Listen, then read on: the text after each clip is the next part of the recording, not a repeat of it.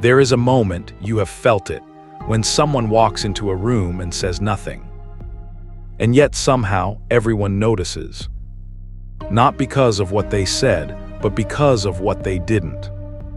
Silence is not emptiness. Silence is architecture. It is the deliberate construction of mystery. And mystery, throughout all of human history, has been the most seductive form of power ever wielded. We live in a civilization addicted to noise. Social media, podcasts, comment sections, confessionals dressed up as content. Everyone is talking. Everyone is explaining themselves. Everyone is desperately filling the void with the sound of their own voice. As if silence were something to be feared, something to be conquered, or something shameful. But here is what the strategists understood. What Machiavelli understood, what Sun Tzu understood, what Robert Greene crystallized into a framework sharp enough to cut through the comfortable lies we tell ourselves. The person who controls the information controls the dynamic. When you speak too much, you hand your opponent a map. Every word is a coordinate.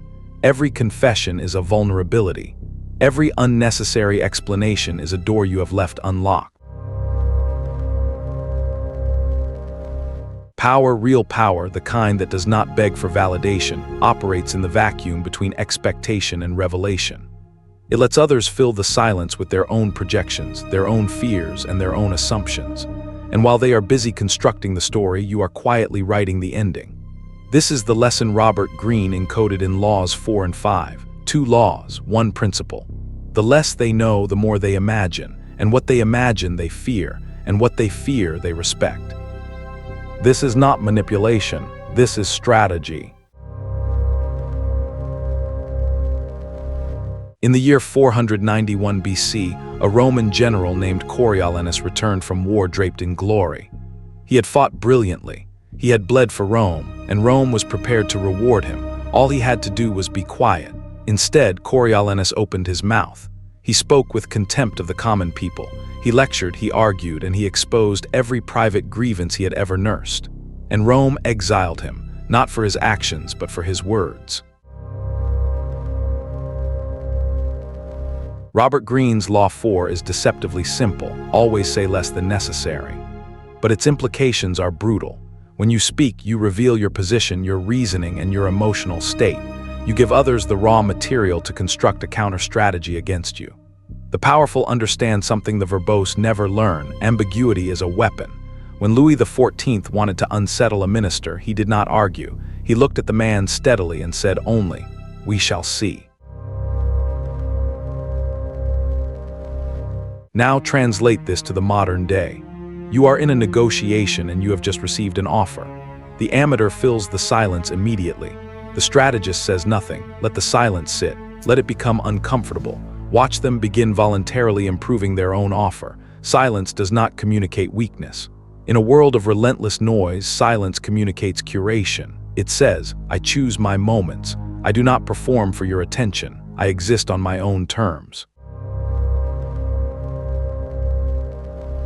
Before you enter a room, your reputation enters it first. Think about that. Before you have spoken a single word, before anyone has assessed your argument or tested your competence, your reputation has already performed on your behalf. It has either opened a door or quietly closed one. Robert Greene calls reputation the cornerstone of power, the load-bearing piece, the one whose removal collapses everything built above it. Consider Cardinal Richelieu, the man who effectively ran France for 2 decades. He did not merely react to attacks on his reputation. He preemptively constructed a narrative so formidable that to attack Richelieu was to attack the architecture of France itself. He made his reputation a castle, not a painting. Most people treat reputation as a passive thing.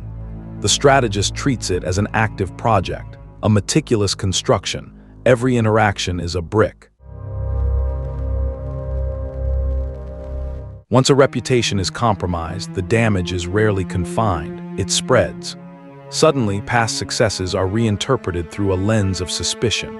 In the volatile theater of modern life, where a single viral moment can detonate decades of built credibility, this law has never been more urgent. Guarding your reputation does not mean living defensively. It means understanding that every public act is a statement of character. Build it deliberately. Protect it obsessively.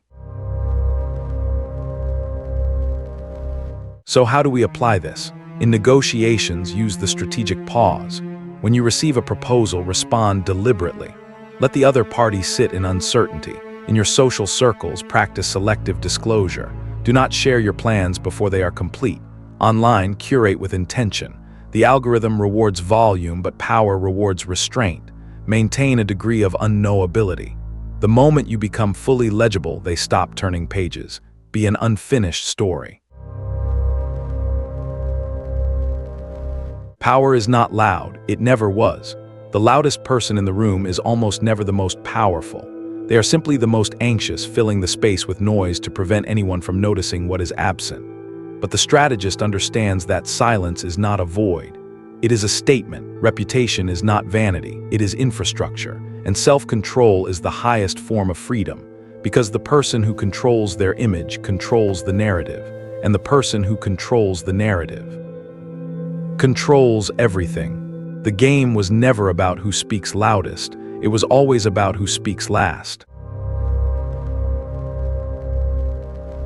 Mastering the art of silence is not about saying nothing. It is about controlling the narrative.